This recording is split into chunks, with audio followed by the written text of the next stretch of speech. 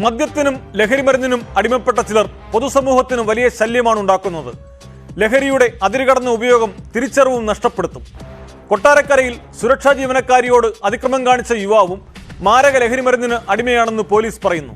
പ്രതിയെ പോലീസ് പിടികൂടിയത് സാഹസികമായാണ്.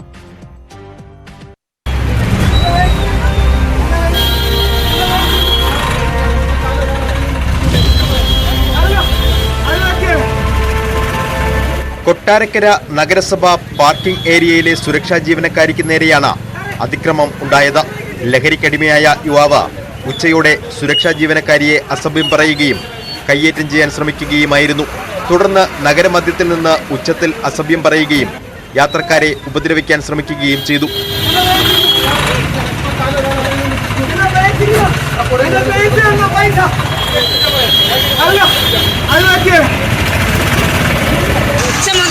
പ്രശ്നം ഇവിടെ ഒരു വണ്ടിക്കാരനോട് പ്രശ്നം ഉണ്ടാക്കി. ഞാൻ അങ്ങനെ ഇവനെ ഓടിച്ചു വിട്ട് ഞാൻ പറഞ്ഞു വണ്ടി എന്നിട്ട് ആ വണ്ടി ചേട്ടനെ ഞാൻ പറഞ്ഞു വിട്ട്. ഞാൻ പറഞ്ഞു ചേട്ടൻ പോകുന്നു പറഞ്ഞ ആ ചേട്ടനെ ഞാൻ പറഞ്ഞു വിട്ട്. ഇവനെ ഞാൻ അങ്ങോട്ട് പറഞ്ഞിട്ട് ഇവൻ പറയാം ആരുടെയും എന്നെ വിളിക്കാൻ എന്നെ തെറിയില്ല. അതേപോലെ അവൻ എന്നെ തെറി വിളിച്ചത്. സമാധാനത്തിൽ നമ്മളെങ്ങനെ ജോലി ചെയ്യും ഇവിടെ ഇന്ന് ഇങ്ങനെയൊക്കെയുള്ള ഇവിടെ ഉണ്ടെങ്കിൽ.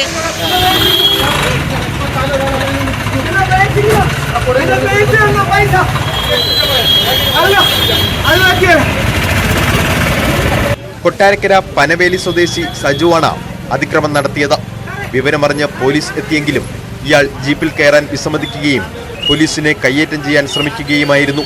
ഒടുവിൽ പോലീസ് ബലപ്രയോഗത്തിലൂടെയാണ് സാജുവിനെ കസ്റ്റഡിയിലെടുത്തത്. മുൻപ് ഇയാൾ കൊട്ടാരക്കര താലൂക്ക് ആശുപത്രിയിലെ സെക്യൂരിറ്റി ജീവനക്കാരന്റെ തലയടിച്ചു പൊട്ടിക്കുകയും ആശുപത്രിയിൽ അതിക്രമം കാട്ടുകയും ചെയ്ത കേസിൽ ശിക്ഷ അനുഭവിച്ചിട്ടുള്ളതായി പോലീസ് അറിയിച്ചു.